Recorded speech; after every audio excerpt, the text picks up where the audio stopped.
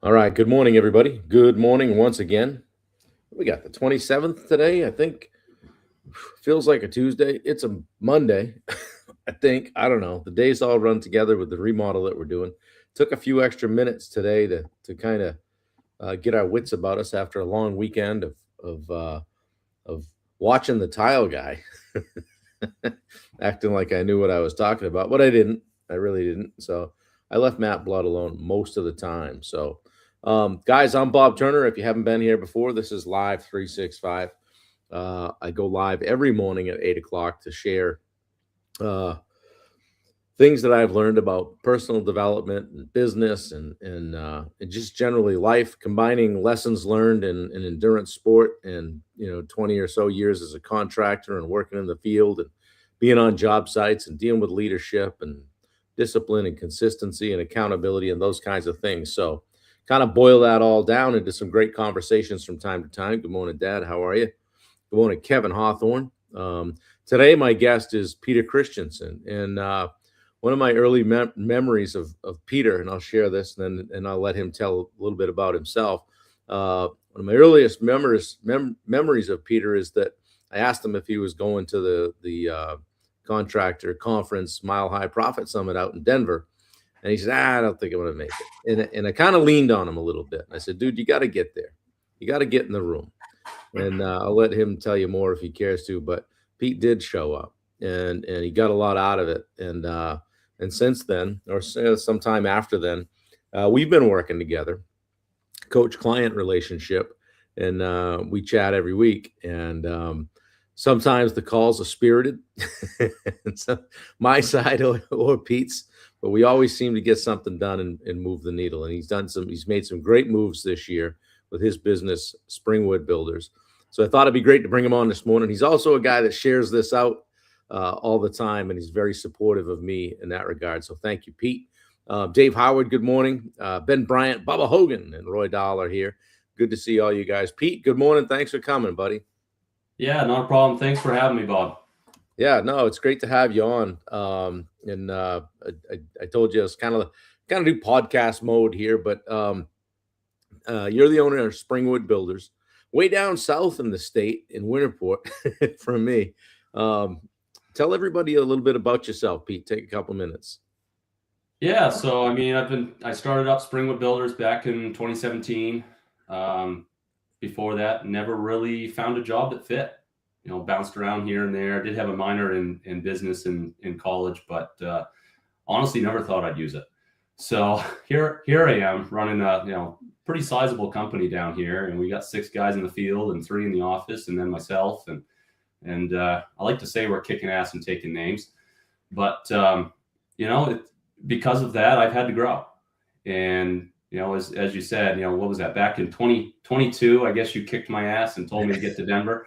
And I showed up. I'll admit, I was in the back row. Did not want to be there to be involved, and that just wasn't me. But I had some very interesting conversations with both you and Ryan at the time, Roy and honestly Bubba. Bubba and I chatted for quite a bit out in the lobby, and right then and there I realized, holy crap, I'm thinking small, and I need to grow, and these are the guys I need to be around. So thanks again. And I tell you this all the time. Thanks again for kicking my ass and getting me there. Yeah, but sure. Financially, it was not easy. Right. But I did it, and it's been onwards and upwards since. And roller coasters go up and down, but it's always been, for the most part, up. Yeah. And I think we got a great team together now. But because of that team, I've had to grow, and I needed a great coach to do it. And I leaned on you. It was about almost 2 years ago now. Yeah. And I haven't looked back. Yeah, well, thanks, Pete. That's cool stuff. And you do have a great team. And I was down in your place at your office there. I don't know, back, stopped in to drop off tools and things that you were good enough to let me borrow. And I met your 2 new guys, Kyle and Wayne, and met Katie. And I walked out with Wendy and I got back in the rig, and I said, he's got some great people there. And it's really good to see that in a time when it's hard to find good people, but you didn't give up. You kept trying. But let's let's kind of go back to the beginning. Like, how did you know what happened? How did you end up in business? How did you know you wanted to start a business, and what were the early years like? Well, and just a quick snippet, I've got an automotive degree with a minor in business. Thought I was going to do that my whole life. Thought I was going to work at a dealership. That just wasn't happening. Got laid off right out of school a couple of weeks later in the crash there, and kind of bounced around a bit. But ultimately, I ended up in sales, and I had a manager of another company, actually as a steam engineer company. So ended up in that for a few years. She saw the potential in me as a salesperson, and then it spiraled, and that company closed up shop a little bit, and I bounced. And my dad looked at me. My brother just bought a house down the road from where I currently live, and he says, "Look, your brother needs your help. He needs someone to do this, and it's a 5,000 square foot house. It needed a complete remodel." My brother's not one to do that. My brother's an electrical engineer, a great guy, but he didn't have the time. So my dad and basically looked at me and says, "Look, I know you have another job, but I think you need to do this. And this is great." And it just kind of gave me the push I needed. Did it nights and weekends for almost a year and a half before I finally cut the ties with my other company. But not just his place. I started taking on other projects with people from church and people that just needed help, people that were okay with nights and weekend stuff. I actually had 3 other guys working with me doing the same thing as they had full-time jobs, but they needed something on the weekend or were interested in a weekend position. And anything from, I think we did a couple of roofs, we did some remodels, added a second story to a house, decks, and just started out as handyman stuff. Then I ended up getting done my other job, went full-time, was alone for almost a year and a half before I started bringing employees on. Pretty much anything I could do myself. Ended up building almost 1,000 square foot house alone. Still feeling the pain on that one, but that was almost 6 years ago now. But I look back 6 years ago in 2020 when COVID hit. I was in the middle of that house build. Thank God I bought all the material prior to when the crash of the price increases happened, or I would have been in a different situation. But I look back at that and I look at the team we have now and the position that I'm in, the leader that I'm in. I don't know if I could go back. I don't know if I want to go back. I love doing the work, but I was just asked to me the other day about a project that we just needed an extra set of hands. They looked at me "Hey, you want to go do this?" I don't know if I can. I'm not the same person I used to be, and although I can do it at the home and stuff like that, but that's not who I am. I'm the leader of the company, and I delegate and make the big decisions. And yes, I know what's right and what's wrong and stuff like that when I look at it. But my guys are top notch compared to my skills at this point. And we've got a great bunch of guys in the field and a great bunch of guys in the office. Katie runs the whole show around here sometimes, and we're all good at what we do. And me having the tool belt on, that's not who I am anymore. Well, when you put the tool belt on, everything else stops, right? And so there must have been a point where you realized I can't do everything myself anymore, right? Yeah, I'd say that was about 2 years ago. They're about maybe a year and a half. But I was still working in the field in the mornings.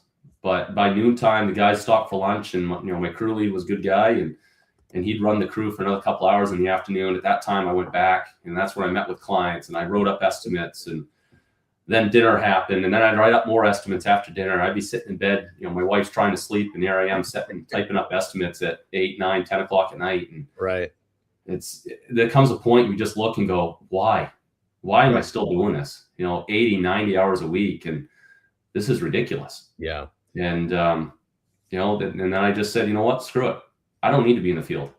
I got the guys going. I'd be there maybe an hour and a half, make sure they got what they need and manage the project and talk to the client if I needed to. And then they were good. It wasn't pretty. It did take longer.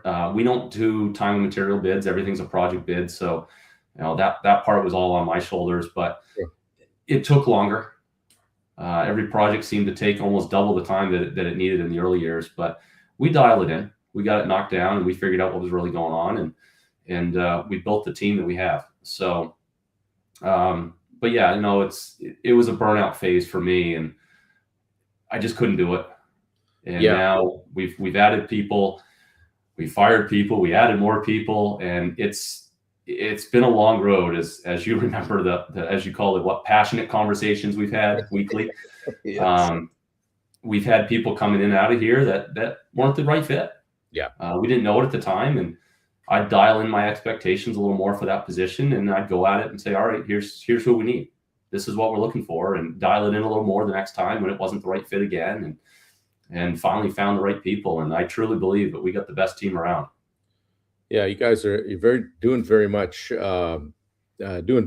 I heard you mention leadership a couple times. Let's talk about that, because that has been the root of some of our spirited conversations, where I call them, moments of truth, and you've had several lately. But backing up to the beginning, like, when you first got in business, what did leadership? What did you think leadership was, say, 10 years ago? I mean, 10 years ago, honestly, I'm an Eagle Scout. So right from the age of about 5 or 6, when I started Scouts, right up through 18, or 17, when I got my Eagle Scout, we were trained on leadership. Mm-hmm. Leadership is finding the right person for the position, making sure that they've got what they need and let them succeed, delegating where need be, and being willing to take the crap. Whether that's, grabbing the short end of the stick because nobody else would, or it wasn't right for anybody else to do it, or leading from the front. And it all depends on the conversation and the situation. But, in the world of business, some of that's still useful, some of that's not, in the position I currently sit in. But there's had to be some hard conversations. And obviously with Scouts, you don't typically have those. It's usually hey, we're on a hike and we need to, someone needs to cook lunch, or who's going to take the lead, or we got some brush in the way, who's going to cut this up. It's a whole different leadership perspective compared to where I am now. Yeah. And now, as Thursday, for instance, I had to have a very difficult conversation with a client.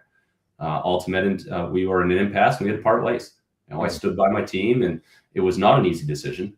We've exhausted all options. I don't take that decision lightly. And I had that conversation with a client. 10 years ago, I probably would have shied away from that. Yeah. And says, all right, I'm just going to put the tool belt on and I'm going to go do the work. And it's going to be what it is. And it would have been worse for everybody involved. It just wouldn't have been where it should have been. Well, and it wouldn't have ended well for any of us. You definitely stepped it up, right?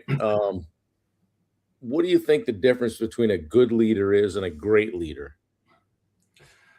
I'd say a good leader is just a great leader on training, and a good leader, okay, you think you're there. A great leader, you're still working on it.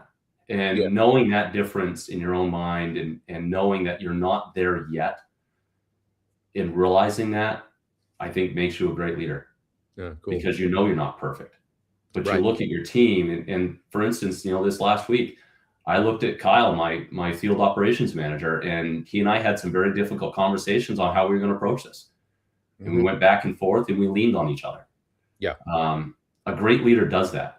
A good leader just makes decisions on their own and just goes with the flow sometimes. Yeah. But a great leader does use their team. I would think anybody in the office was involved in that conversation. We bounced it around. We bounced down options and wording up, what we're going to say to the client. And it was a great team effort. Yeah. Ultimately, it came from my mouth, but I think there was words and sentences and tidbits here and there from everybody involved in the upper management here. No, that's cool. Ben Bryant posted a question. How many people did you go through to get to the team you have now? Well, I'll tell you, Katie, that Bob mentioned earlier, she is our office manager, but she's also my executive assistant. I would say I've gone through 6 to 7 people just in that position alone. And that's not counting the virtual assistants that I tried. I had another 3 virtual assistants that I tried on top of that just didn't work. Yeah. Some of it was my expectations of what I needed for that. Sure. But, we've got Wayne and Kyle as a project manager, and Wayne's our lead estimator. I've had 3 other people in that position over the years. recently we had somebody that tried to do both, and they just weren't the right fit. And to be honest, I wasn't a great leader to realize it sooner. Yeah. And I just kept making excuses of, it's good enough for now. And it really wasn't. And I should have realized it a lot sooner. Yeah. Well, we learn, right? And there you go. So Rachel popped in and said, being open to feedback and willing to learn. I think I heard Bubba Hogan say they're okay with others getting better than them. Like we hope that Wayne is better than you at estimating. We're praying that Kyle does way better than you at project management, handling the things. That's going to allow you to do the things that you need to do. As I always say, be up front and drive the bus, do the vision, set the expectations, create the culture, and those kinds of things. And Bubba added that a great leader builds leaders as well. And I would agree that you're allowing these guys to jump in and grab their piece of the company and own it. So, I mean, when I walked out of your office the other day, I was just super pumped because I know how hard you've worked to get good people in there. And Ben, back to your question, and I think Peter would agree, a little bit more stringent hiring process, although Pete did work hard at interviewing people. The other thing is, they say that if you're thinking about firing somebody, you should have already done it. And I'm sure Pete would agree with that too. So we talked leadership. Let's talk growth. Okay. Coaching specifically, right? Because I know that you've invested in coaching for several years, and this isn't a Summit coaching commercial, not at all. I just want to talk more generally about the value of it and why you decided to seek out coaching initially.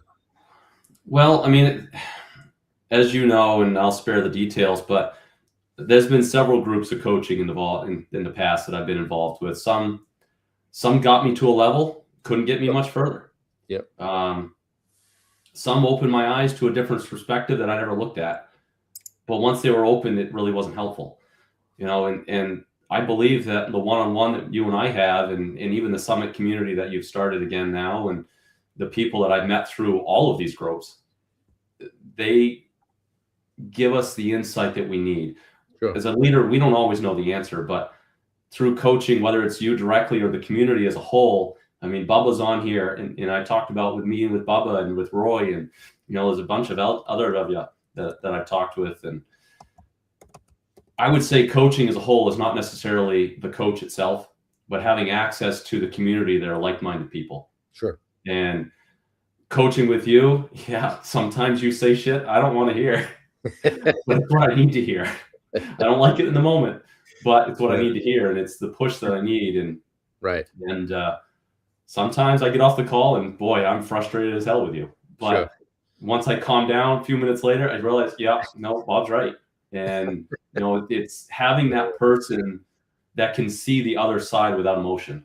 I get very emotional sometimes and connected to people and to clients and projects and stuff. And sometimes when I have to make a hard decision or just have to pivot at a different process, I don't want to. I'm very much stuck in the past sometimes, and you're like, hey, why are you doing it that way? Knock it off. Well, I love, and I've said this to you before. I hope I'm wrong, right? I love to be wrong about things that I feel like, okay, I've seen this play out in other businesses. I have the unique seat to be watching a lot of you guys in your business. I'm like, well, I've seen 3 or 4 other people try that. It didn't work, but I hope I'm wrong.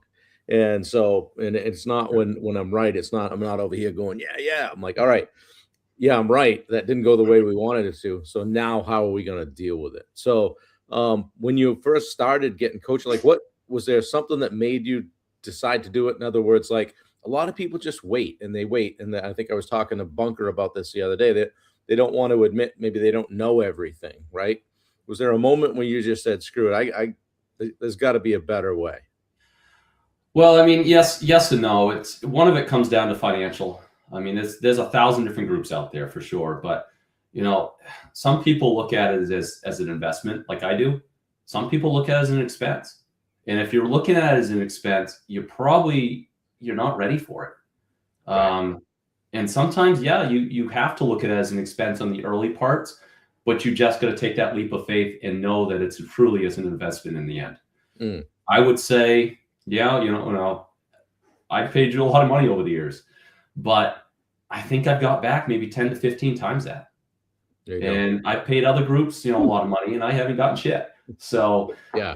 It's Yeah. one of those things of, if you find the right group or you find the right coach, it'll pay back dividends very quickly, in my opinion.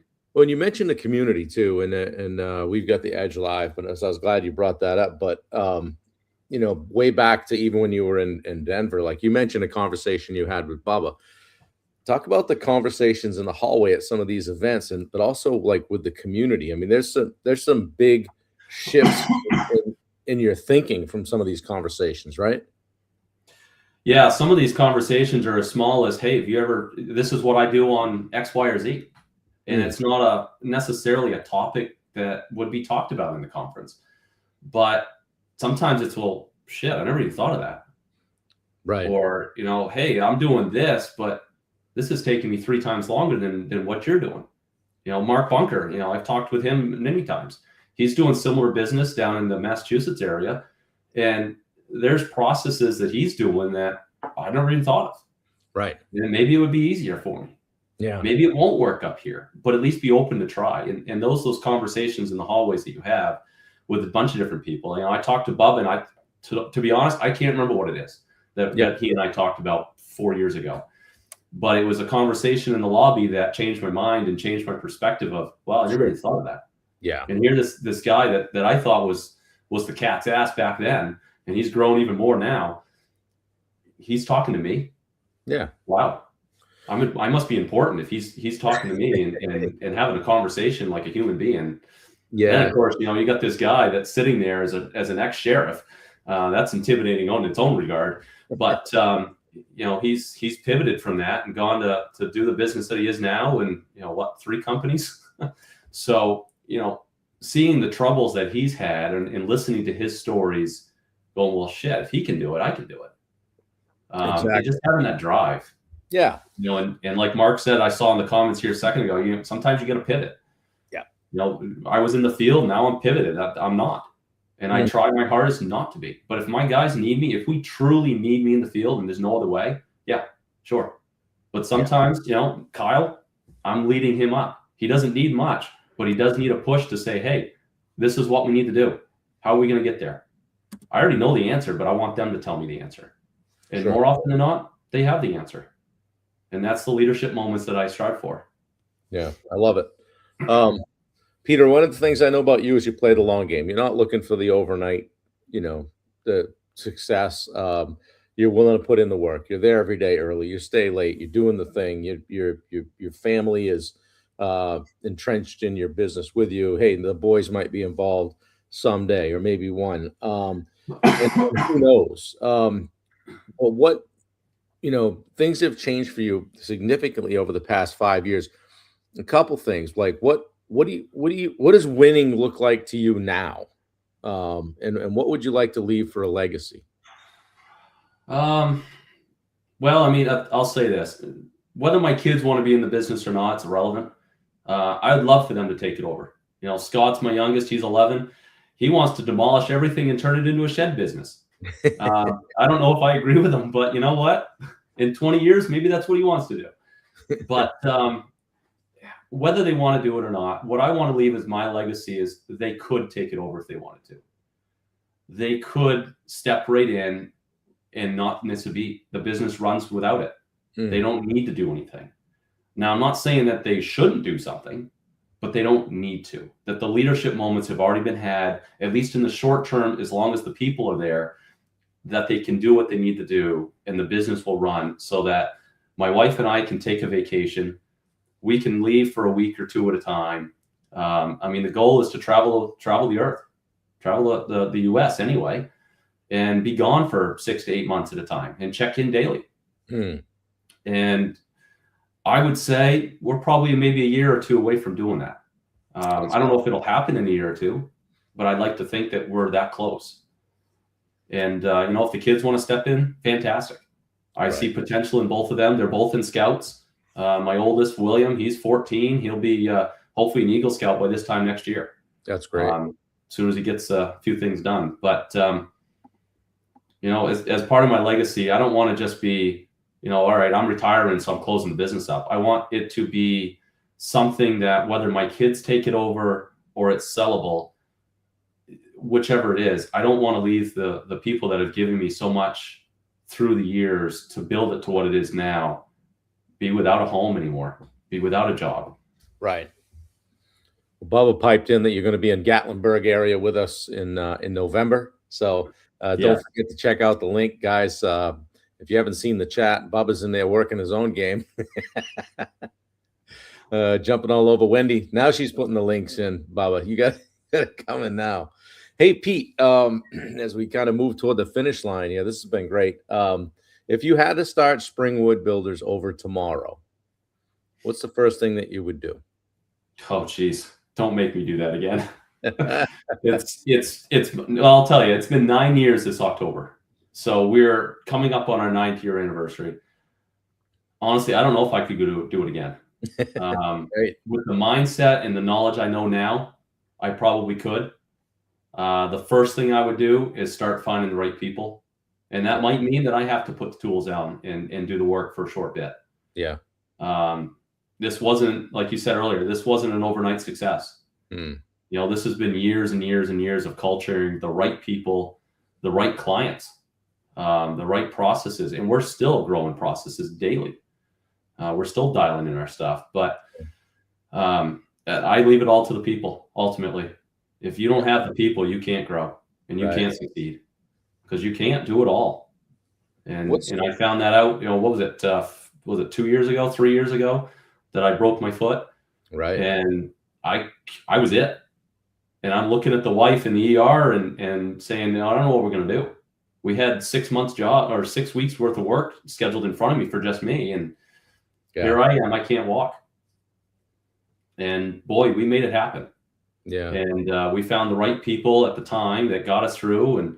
And I remember laying vinyl floor on my knees and my wife was running to the saw and cutting stuff for me. And I'm hobbling around on the floor on my knees and couldn't walk. And my oldest son was there bringing floor between us and bringing the boxes in for me. And at the time he was only, I think, 11 or 12. So we made it happen. But if I had to do it again, I don't want to do it again. Well, what's a non-negotiable for you now, or something that you just like that's on your never do it again list? Honestly, I'd say that has to come down to our core principles. It spells out impact, and you'll see it on our website. I saw our website posted in here, but I mean, integrity, mutual respect, precision, accountability, commitment, and toughness. Toughness could also be teamwork. Without those and without holding true to those, nothing else succeeds. Awesome. That's great. All right. I've done this with everybody else. I'll do it with you. Lightning round. Quick questions, short, quick answers. Favorite project you've ever built? Toddy Pond. We built a 3,800 square foot timber frame, and it was a lot of headaches in that, but boy, that came out with a fantastic project in the end. Awesome.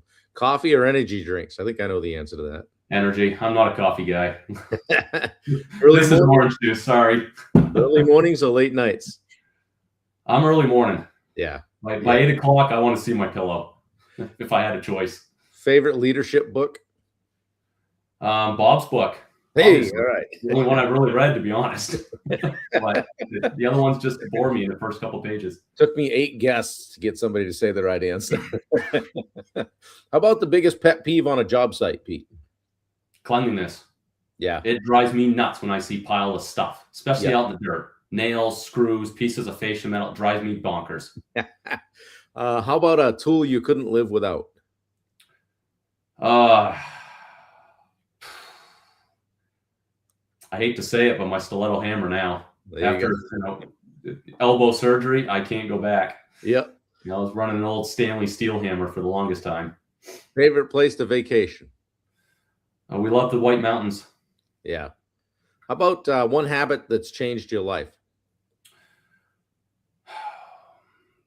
Being more positive. Yeah. I was a very negative person. Even in our early coaching years, I was very negative. I didn't mean to be. There was just a lot of negativity around me. Yeah. And I couldn't see through it. Yep. Yeah, it's easy to get sucked into that, right? Yeah, for sure. Pete, what are you still working on? You know, I always say we're never really done. We're not at the finish line. There is no finish line. What are you still working on? I would say I'm still working on letting go. Yeah. I still have a habit of stepping in where I'm honestly not wanted at times. Mm, But I have this vision and I share the vision. And for the most part, we can come to it. Sometimes it doesn't get there exactly how I'm picturing, yep. but I got to trust my team. And that's it. I try my hardest, but it's not the easiest at times. Right. Well, it's your baby, right? Everything you've always Yeah. done everything yourself, so it's hard to let go. So, um, Yeah. well, great. I appreciate you taking so much time this morning. I want to ask you one last thing. Imagine you're a that imagine that there's a young contractor watching this morning, okay, and they're overwhelmed. They're wondering maybe I should just friggin' go punch a time clock. You know what I mean? They're struggling. They're trying to make it. What's one piece of advice you would give that person? Well, first part is we're always hiring. So give me a call. Second one would be, when you don't think there's a way out, that's when there is more ways out than you ever realized. And you just need to take a breath. And maybe that's a weekend. Take a weekend, shut the business off, take a breath, get a breather, spend some time with family if that's what it is, and come back fully refreshed and dial in and just write everything down. Just write it all out and then see, where do I go from here? Yeah. It's not easy to do alone though, but just know that there's other people in your corner. You just got to reach out to the right people. Yeah, there you go. Surround yourself with the right people. Guy, join Edge Live, right? Yep, 8:00 sharp. That's right. 8 o'clock sharp. Hey, Pete, I appreciate it. Thanks for spending so much of your morning with us. I've had a front row seat to your journey for the last couple of years, and I've enjoyed that. One thing I really respect about you is you never act like you've arrived. Okay, you continue to learn and lead with humility, and I just appreciate your friendship and your willingness to share your experience today. I appreciate the kind words. Guys, the guys that have been watching, and all of you that grab it on the rewind, as I always say, I hope today's conversation reminded you that building a successful business isn't just about estimating jobs and hiring people and increasing revenue and all that stuff. It's about becoming the leader your business needs you to be. Okay. Businesses grow when leaders grow. People don't leave bad companies, they leave bad leaders. Okay. So take one lesson from today, put it into action this week. Start today, not tomorrow. Okay. Do it today. All right. Please share this out like Pete does all the time for me. And I appreciate that. Share it with somebody that has a business or that is in a leadership role that's trying to get better.